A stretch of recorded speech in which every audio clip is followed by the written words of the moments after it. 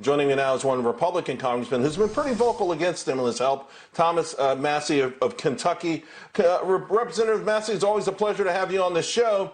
Is there any part, any niche of this economy that you'd be willing to write a check to right now?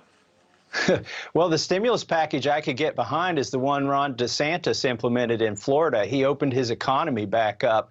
The government here is playing the part of the arsonist and the firefighter. And by the way, the arsonists are the governors, and Fauci is the one giving them the matches. And then we come in and try to put it out.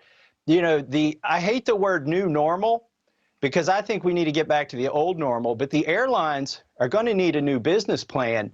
If you look at the projections that they have in their industry, they're not months away from back to normal. They are 3 years away, 2 to 3 years until their passenger volume gets to where it was. So to give them a stimulus package, to keep doing that every 6 months is not feasible. They're going to need a new business plan and probably some new shareholders. They're going to have to issue more stock. They have valid business plans. They just don't have the revenue they had.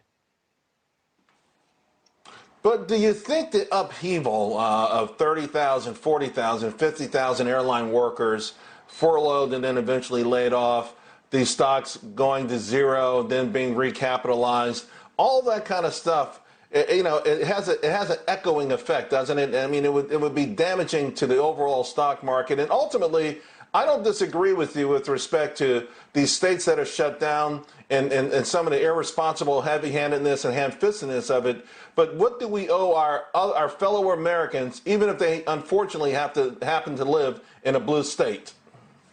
Well, there's a discussion of these $1,200 checks, and I find one of Nancy Pelosi's quotes very interesting. She says that Trump only wants to do that because he wants his name on the $1,200 check.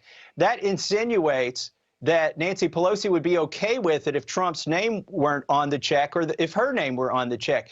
The reality is the name that should be on the front of the check is our children's names. They're the ones who are going to be writing those checks to pay for the money that we're borrowing. Charles, I'm going to take a hard line here and say, get the economy back open. It's the only way that we can recover. And the longer we stay closed, the more permanent and long-lasting damage there is going to be to our economy, as we've seen with the airlines. People are they're working from home now, and some of those people, and they're not going to conferences. Those are the business travelers. That's where the airlines make the bulk of their money, frankly, is on business travel. And that whole model has changed because of the longevity of the shutdowns from this virus. Well, maybe they'll just pull all the seats out and just start carrying packages for Amazon because they have done okay on the cargo side. You know, one of the reasons I like having you as a guest, one of the reasons I appreciate having you as a guest, Congressman Massie, is you tell it like it is and you don't try to play any games with your political convictions. Thank you very much. We'll talk again very soon, I'm sure.